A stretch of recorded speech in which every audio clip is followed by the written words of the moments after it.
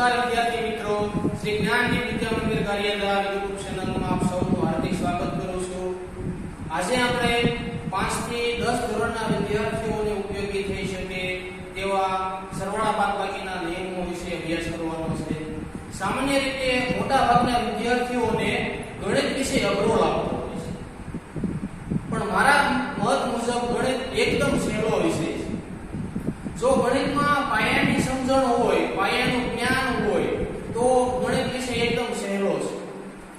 મારો એક નાનકડો એવો પ્રયાસ છે કે તમને જે છે તે ગણિત વિષય સહેલો લાગે તો સારો સાથે મળીને પાયાના ગણિત વિશે આપણે સમજૂતી મેળવીએ.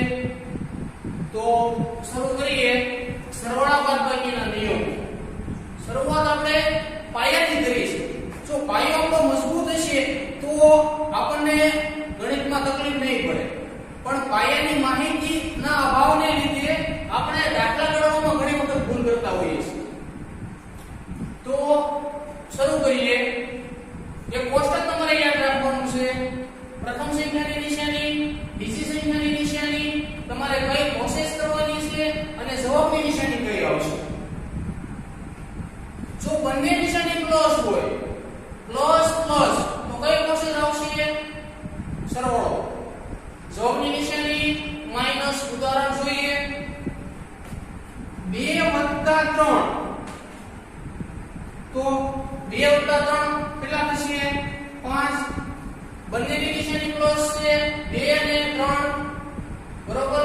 તો આપણે પ્રોસેસ સરવાળાની કરી અને નિશાની પણ કઈ આવી? 5 પ્લસ.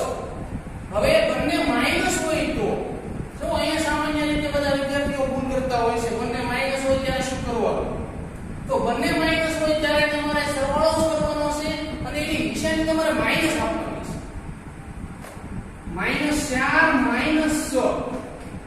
જો બંનેની નિશાની માઈનસ છે, પ્રથમ સંખ્યાની નિશાની માઈનસ, બીજી સંખ્યાની નિશાની એ પણ માઈનસ, તો બંને માઈનસ માઈનસ હોય તો શું થાય? પ્લસ. તો 4 + 6 કેટલા થશે? 10. અને જવાબની નિશાની કઈ આવશે? માઈનસ. ત્યારબાદ બંને માઈનસ ને બંને પ્લસ વિશે આપણે જોયું. હવે પ્લસ અને માઈનસ હોય ત્યારે શું કરવાનું? તો પ્લસ અને માઈનસ હોય ત્યારે તમારે હંમેશા બાદબાકી કરવાની. નિશાની કઈ આવશે? મોટી સંખ્યાની નિશાની આવશે. જોઈએ ઉદાહરણ.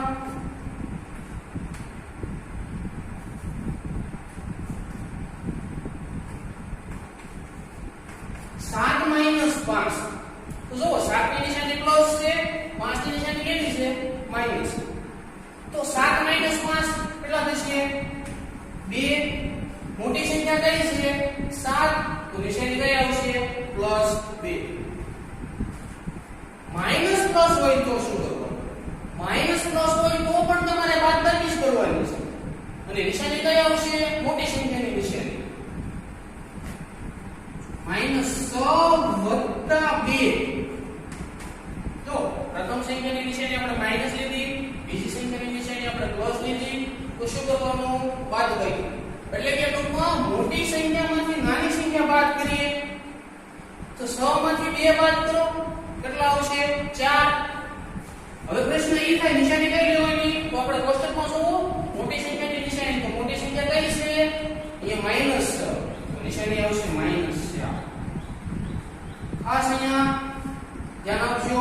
આ બંને નિયમની અંદર માઈનસ પ્લસ હોય કે પ્લસ માઈનસ હોય, તમારે મોટી સંખ્યામાંથી નાની સંખ્યા બાદ કરવાની અને મોટી સંખ્યાની નિશાની આપી દેવાની.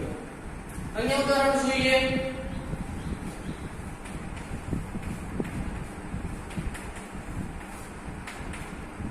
-3 - 5 જોવાનું હોય. આપણે તો અહીંયા આવું શીખેલા છે, -4 અને -6. અહીંયા પછી અહીં માઈનસ છે, અહીંયા માઈનસ છે, અહીંયા પ્લસ. તો શું કરવાનું? તો પહેલા તમારે જમણી બાજુથી શરૂઆત કરવાની. પ્લસ માઈનસ શું થાય? જોઈએ. પ્લસ માઈનસ શું થાય? માઈનસ. એટલે -3 પ્લસ માઈનસ માઈનસ. તો -3 - 5 કેટલા થશે? નિયમમાં જોઈએ. Minus minus plus, 3 + 5 8. ની નિશાની કઈ આવશે? મોટી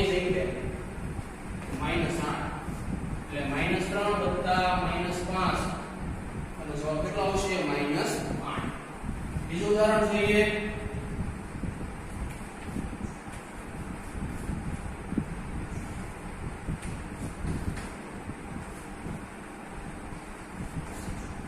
તો અહીંયા 3 વખત માઈનસ નિશાની આવી છે. -7 માઈનસ અને કૌંસમાં -3. તો જ્યારે કૌંસ હોય ત્યારે તમારે સૌપ્રથમ કૌંસને દૂર કરી દેવો. તો અહીંયા માઈનસ માઈનસ શું થશે? જોઈએ માઈનસ માઈનસ પ્લસ. તો માઈનસ માઈનસ પ્લસ થશે અહીંયા -7 માઈનસ માઈનસ પ્લસ. તો પાછો નિયમ લાગુ કરીએ તો એક માઈનસ ને એક પ્લસ હોય તો આપણે બાદબાકી કરવાની છે. મોટી સંખ્યામાંથી નાની સંખ્યા બાદ કરીએ. 7 - 3 4 આવશે. મોટી સંખ્યા 7 એટલે એનો જવાબ આવશે -4. અન્ય ઉદાહરણ જોઈએ.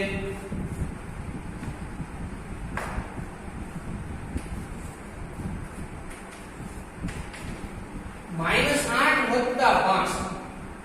તો મોટી સંખ્યામાંથી નાની સંખ્યા બાદ કરીએ. 8 માંથી 5 બાદ કરીએ 3 આવશે.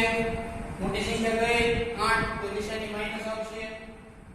જવાબ આવશે -. ગુણાકાર ભાગાકાર માટે આ નિયમો કઈ રીતે વાપરવા? કે ગુણાકાર ભાગાકાર હોય તો સરવાળા બાદબાકીના નિયમો કઈ રીતે વાપરશું જોઈએ. પ્રથમ સંખ્યાની નિશાની પ્લસ, બીજી સંખ્યાની નિશાની પણ પ્લસ હોય તો ગુણાકારમાં જવાબની નિશાની પ્લસ આવશે. જોઈએ ઉદાહરણ 10 * 2. તો સામાન્ય રીતે 10 * 2 બધાને આવડતું જ હોય 20 થશે. 10 પ્લસ 2 ની નિશાની પણ પ્લસ છે અને જવાબની નિશાની કઈ આવશે +20. હવે બંને માઈનસ હોય ત્યારે શું કરવું? તો મોટા ભાગના વિદ્યાર્થીઓ અહીં જ ભૂલ કરતા હોય છે. માઈનસ માઈનસ ગુણાકારમાં હંમેશા પ્લસ થાય. જોઈએ ઉદાહરણ 15 * -3. તો માઈનસ માઈનસ પ્લસ 15 * 3 કરશો 45. પણ જવાબની નિશાની કઈ આવશે? માઈનસ માઈનસ પ્લસ એટલે 45 થશે પ્લસ. આગળ પ્લસ માઈનસ હોય ત્યારે શું કરવાનું? તો પ્લસ માઈનસ હશે ત્યારે ગુણાકારમાં હંમેશા માઈનસ થશે. 20 * -4. પ્રથમ નિશાની છે 20 ની પ્લસ અને 4 ની નિશાની છે એ માઈનસ અને પ્રોસેસ કરવાની છે ગુણાકાર. તો 20 નો ગુણાકાર 4 સાથે કરો 80 થશે અને જવાબની નિશાની કઈ આવશે? પ્લસ માઈનસ માઈનસ 80 આવશે માઈનસ. હવે આગળ માઈનસ પ્લસ હોય ત્યારે પણ ગુણાકારમાં માઈનસ જ આવશે. ખાસ યાદ રાખજો પ્લસ માઈનસ હોય કે માઈનસ પ્લસ હોય તમારે ગુણાકારમાં જવાબની નિશાની હંમેશા માઈનસ આવશે. જોઈએ ઉદાહરણ -25 * 5. એક નિશાની માઈનસ છે બીજી નિશાની પ્લસ. તો 25 * 5 કરશો એટલે એનો જવાબ આવશે 125. પણ જવાબ કેવો આવશે? માઈનસ આવશે. Minus plus minus. તો આપણે ગુણાકાર માટે જોઈએ નિયમો. ખાસ આ ત્રણ નિયમોમાં આપણને ભૂલ પડે. તો ખાસ ફરી વખત માઈનસ માઈનસ ગુણાકારમાં હંમેશા પ્લસ થઈ જશે 45. -15 * -3 +45. Plus minus minus minus plus એ પણ માઈનસ થશે. હવે ભાગાકાર માટે જોઈએ.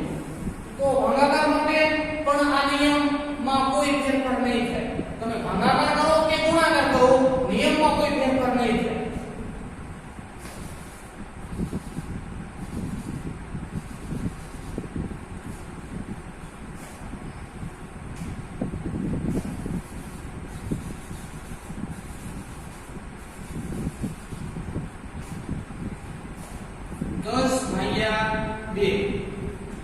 पांच आवश्य अपने भागाकार की निशानी लईए तो भागाकार में माइनस माइनस शुद्ध से प्लस तो -15 भाग्या -3 तो 15 भाग्या 3 करो 5 आवश्य અને જવાબ ની નિશાની કઈ આવશે પ્લસ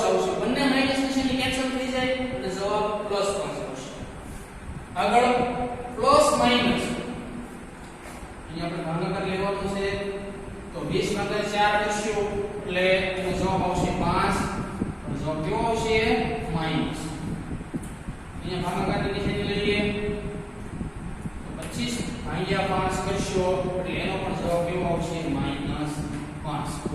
અન્ય ઉદાહરણ જોઈએ તમારા સ્વાધ્યાય માટે. તમે ઘરે બેઠા જે છે કે આ બધા નિયમોનો અભ્યાસ કરી શકો એ માટે સ્વાધ્યાય માટે હું તમને એક્ઝામ્પલ આપું છું. -3 વત્તા -5 -4 -3 -5 વત્તા 4 -3 માઈનસ કૌંસમાં -7 11 -14 -2 ગુણ્યા -3 -8 ગુણ્યા 4 5 ગુણ્યા -6. ટૂંકમાં તમે આ બધા એક્ઝામ્પલનો મહાવરો કરશો એટલે મારા ખ્યાલ મુજબ આ